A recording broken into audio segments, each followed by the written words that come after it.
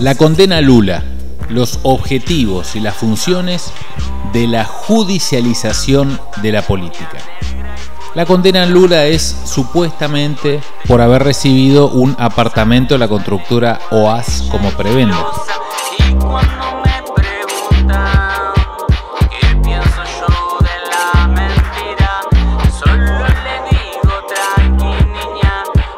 Sin embargo, la acusación está basada en informes de prensa y un contrato que no lleva la firma de Lula. El apartamento, además, pertenece aún a la constructora. El juez Moro pertenece a un grupo de fiscales y jueces formados en América Latina para la supuesta lucha contra la corrupción en cursos como Puentes, cursos que ha impartido el Departamento de Estado de Estados Unidos.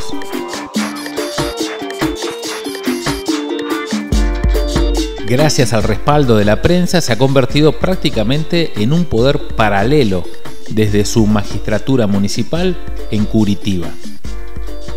Wikileaks ya demostró cómo estos jueces se han formado y han sido monitoreados por Estados Unidos.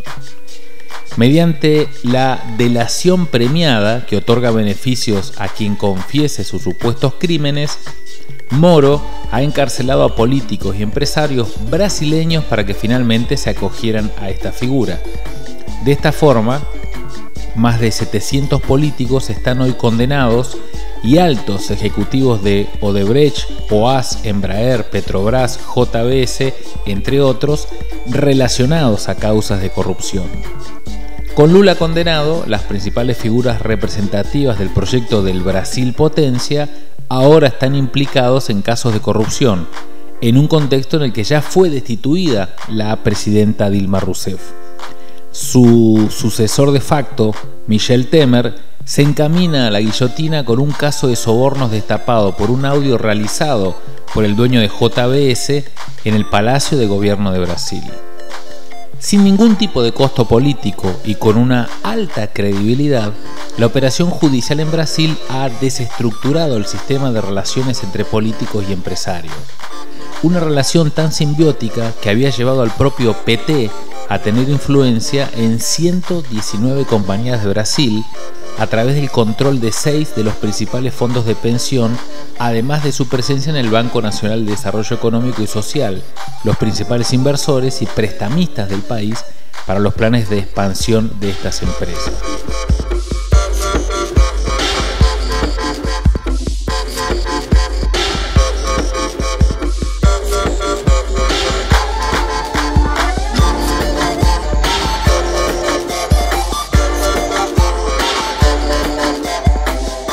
El saldo es más que evidente.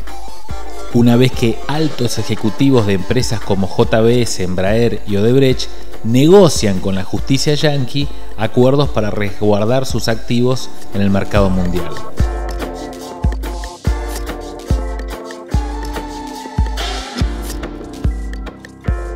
A cambio de entregar a los altos políticos del país en una especie de juegos del hambre, rompen por un buen tiempo con las alianzas que habían hecho a la proyección de poder brasileña y que se basaran en sus propias transnacionales.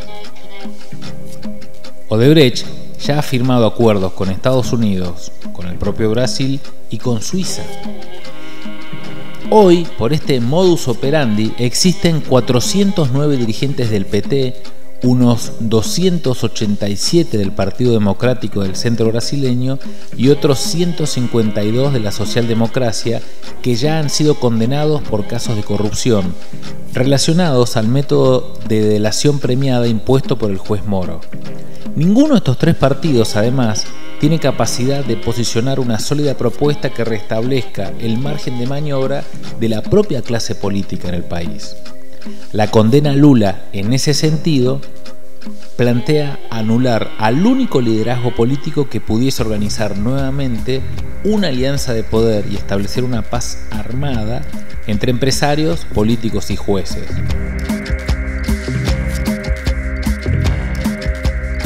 Todo parece encaminarse, si eso prospera, a una seria reconfiguración de la clase política brasileña que obedezca a la transparencia, entre comillas, y al faranduleo político con figuras provenientes de la televisión como el actual intendente de San Pablo, João Doria.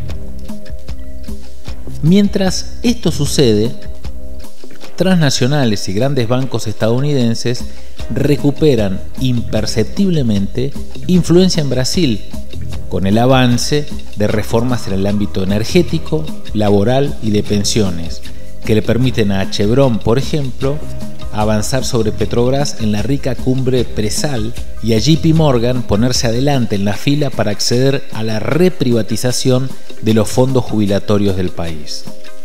La reforma laboral, que extiende la jornada en 12 horas y disminuye el poder de los sindicatos, se impone por parte del gobierno de Temer como una dádiva al mercado para que permita a Brasil ingresar en la división del trabajo de libre comercio propuesta por las compañías estadounidenses. Sin que eso sea frenado ni resistido por los brasileños ni la fuerza que acompañan a Lula, condenado un día después de la sanción de esta reforma. El laboratorio brasileño avanza a paso firme, con o sin legitimidad, congelando gastos en salud, educación y planes sociales por 20 años. Bajo la lógica de disminuir al máximo el gasto del Estado y el mercado en personas para convertir al país en una factoría de mano de obra y recursos naturales baratos para las transnacionales financieras y plataformas estadounidenses que ahora sí necesitan liquidez en una economía mundial en amplia recesión.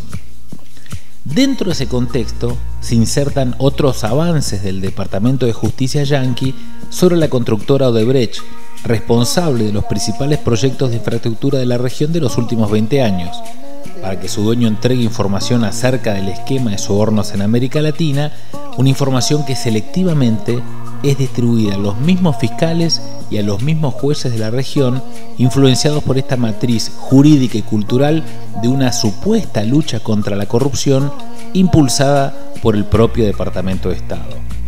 Esto planea ampliarse a Europa del Este y Asia Central, ambas estratégicas hoy en la geopolítica mundial. Lo que demuestra de manera clara la búsqueda de impulsar puertas afuera de Brasil el mismo formato de judicialización de la política. Contrario a lo que se cree, estas medidas no van contra el progresismo solamente, sino contra toda la clase política para tutelarla de una manera mucho más indirecta y eficiente que en los tiempos de las dictaduras militares. De más está decir que en el siglo XXI no hay político más débil que aquel que no esté extorsionado con una causa judicial que amenace su imagen.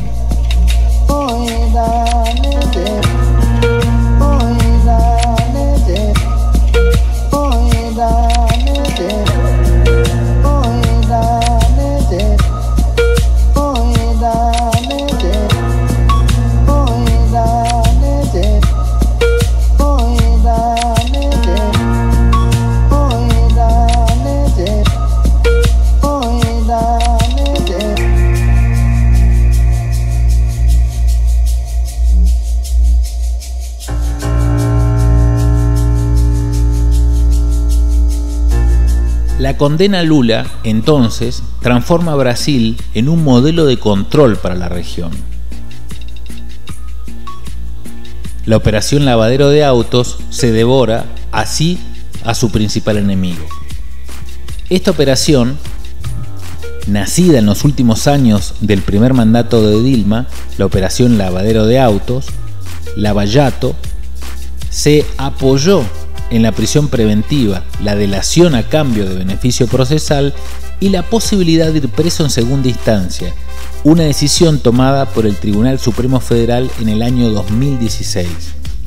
Estos tres instrumentos jurídicos de coerción contra los presuntos imputados hizo que el radio de investigación prosperara y creciera el calor de otra operación mediática, en un contexto en el que fue declarada judicialmente como una operación excepcional que no debía seguir las reglas ni las leyes del país.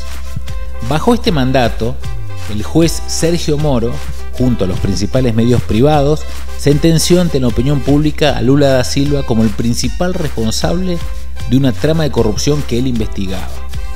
Casi 4 años después, la prisión preventiva y la delación premiada hicieron que el dueño de la constructora OAS confesara la entrega de un departamento a Lula en calidad de soborno. Esta fue una de las dos pruebas utilizadas por Moro para condenarlo a 9 años de prisión, junto a un certificado de compra-venta que no tiene la firma de nadie. El Tribunal Superior Federal falló a favor de que Lula fuera a prisión en segunda instancia después de que la condena de Moro fuera ratificada.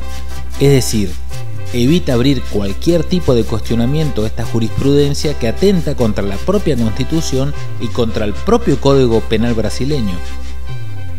En las manos de un juez municipal queda el futuro procesal de Lula luego de que el Superior Tribunal Federal blindase provisoriamente uno de los principales instrumentos de coerción del Lava Jato, la prisión en segunda instancia.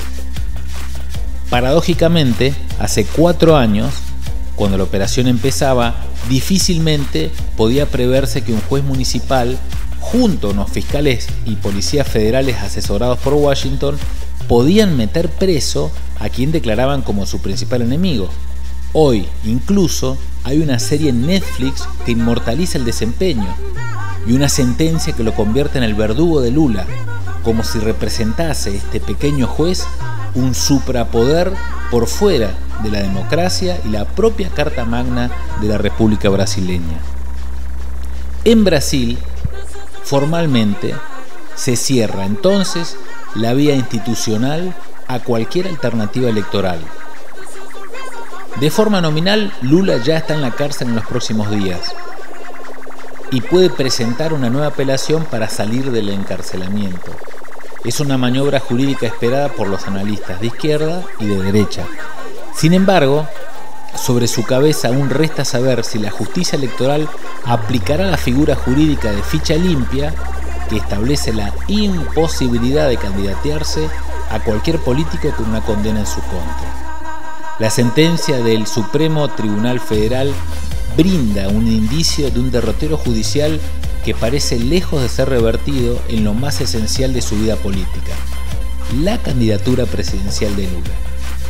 Existe, sin embargo, la posibilidad de que la jurisprudencia que permite la prisión de Lula sea revertida en el corto plazo, dado que varios jueces se pronunciaron en contra de un habeas corpus del expresidente, pero a favor de echar atrás la decisión en caso de que sea tratada.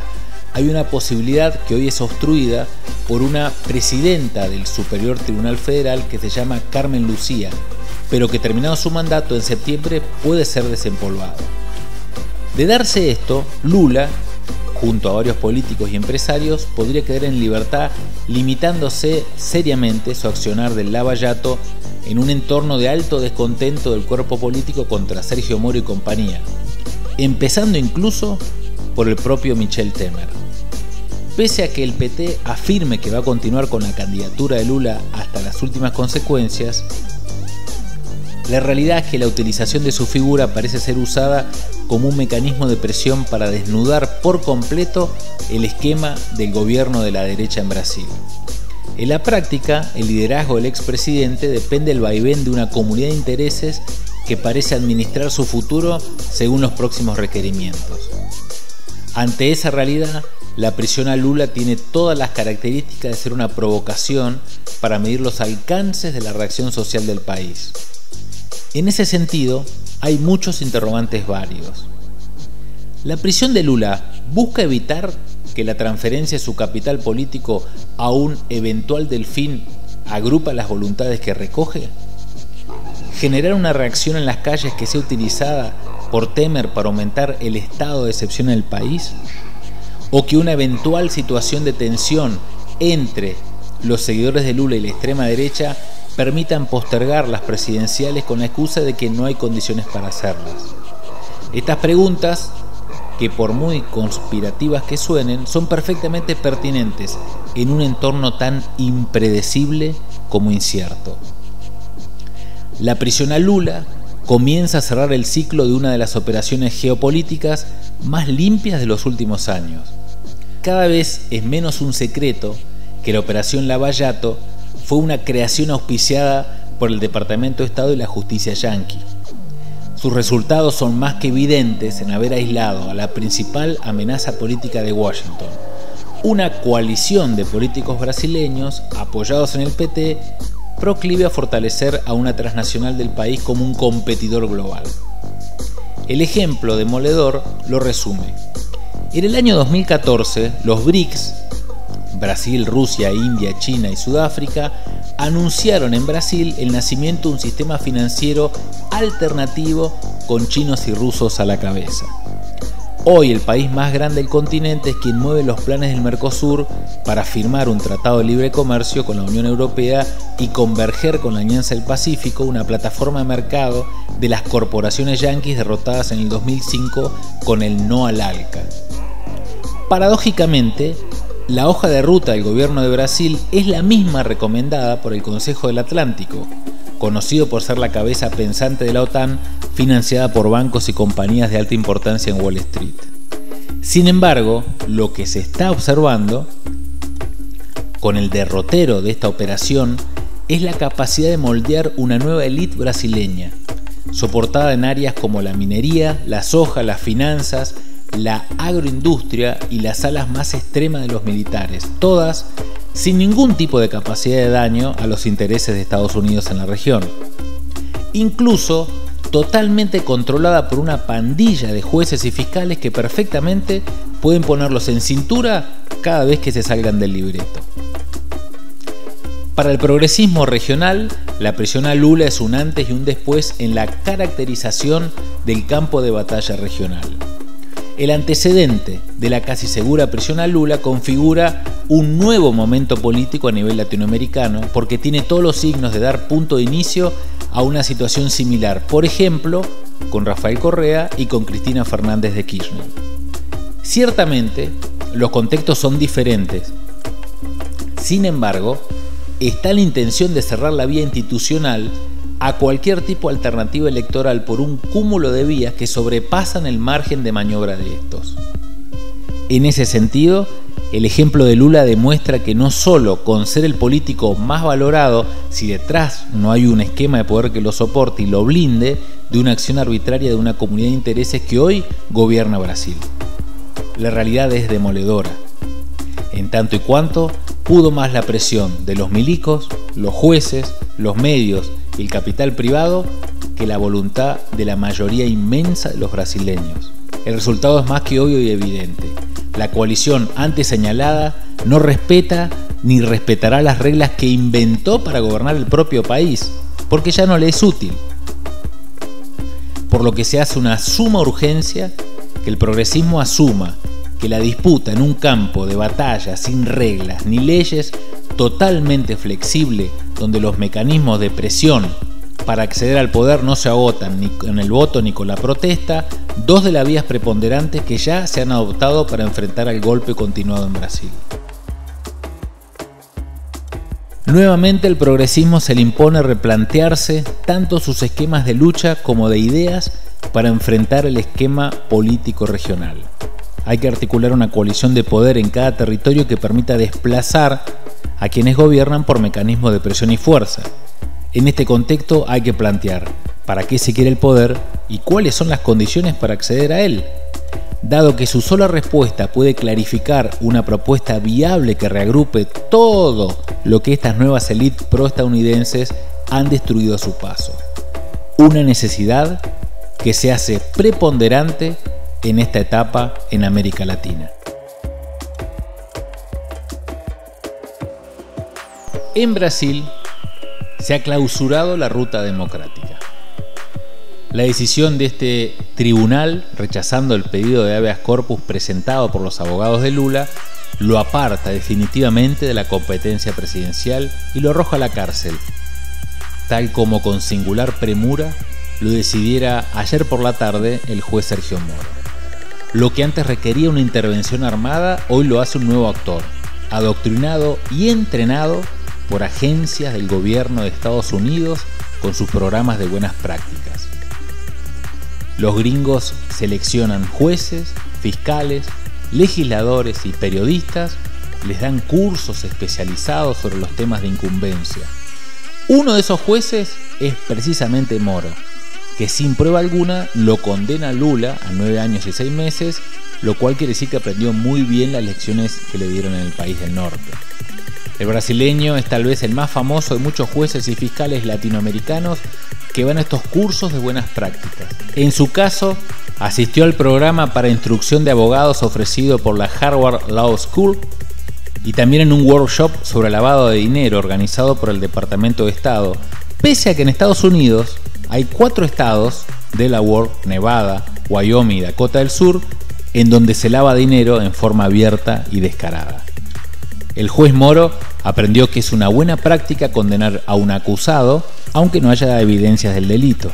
Lo mismo que había pasado antes con la pandilla de maleantes y corruptos que se adueñó del Congreso brasileño, que sin prueba alguna condenaron a Dilma Rousseff por corrupción para luego destituirla en un proceso escandaloso que hundió a los legisladores de ese país en la cloaca más maloliente de la política internacional.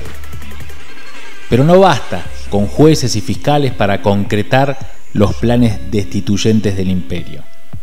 También se necesitan periodistas que aprendan y apliquen las malas artes de la mentira sistemática, la desinformación, la fabricación amañada de consenso, pergeñar y manipular a la opinión pública con vistosas posverdades y blindar mediáticamente a los gobernantes y políticos amigos, linchando así a los indeseables. No es casual que las opiniones vertidas por las oligarquías mediáticas sean insólitamente tomadas como prueba por esos jueces o fiscales cuyos cerebros fueron prolijamente lavados en Estados Unidos. Por algo, el expresidente Rafael Correa señala que el principal obstáculo que se interpuso en todos sus planes de gobierno fueron los medios de comunicación, controlados a voluntad por una oligarquía financiera. En el caso argentino, el blindaje de los gobernantes y políticos es impresionante. Por ejemplo, el tema de los Panama Papers ha desaparecido por completo, como también lo hizo el incendio intencional de Iron Mountain, en donde perdieron la vida 10 bomberos y se convirtieron en humo documentos y testimonios de suma importancia. En Brasil, el actor principal de la condena a Lula y la destitución de Dilma fue la red O Globo, violando, como casi todos sus congéneres en América Latina, las reglas de tan nobilísima profesión. En lugar de periodismo, hoy hay dispositivos de propaganda interesados en promover determinado interés económico y encubrir los delitos de sus aliados. No basta con jueces y periodistas corruptos, también hay que contar con legisladores corruptos, inescrupulosos, dispuestos a lo que sea si el precio es el correcto. Estas categorías sociales han sido entrenadas por décadas por el gobierno estadounidense en lo que sería el sustituto funcional de la tenebrosa Escuela de las Américas. El imperialismo incorpora definitivamente a su dispositivo de dominación el mal llamado golpe blando, que en los hechos es una estrategia de destitución de un gobierno progresista, incluso aquellos que tan solo son apenas díscolos con la Casa Blanca, y luego provoca un verdadero baño de sangre. Quien tenga dudas puede observar lo que está ocurriendo en Honduras, o lo que ocurrió en Paraguay, o en el propio Brasil, con una Río de Janeiro completamente militarizada, con víctimas como Mariel Franco, un crimen escandaloso que no se pudo tapar como sí se hizo con el asesinato de Paulo Enrique Dourado, un concejal de la populosa barriada carioca de la Baixada Fluminense, ocurrido una semana después del crimen perpetrado contra Mariel Franco. Al pisotear los preceptos constitucionales, el Superior Tribunal Federal deslegitima la democracia y arroja a Brasil a los brazos de la violencia. Demuestra que de ahora en más nuestros pueblos tendrán que tener otras estrategias a la conquista de un poder, porque la ruta de esta democracia parece desembocar fatalmente en una venganza reaccionaria con bendición yanqui. No hay muchos hoy dispuestos a tolerar ese resultado.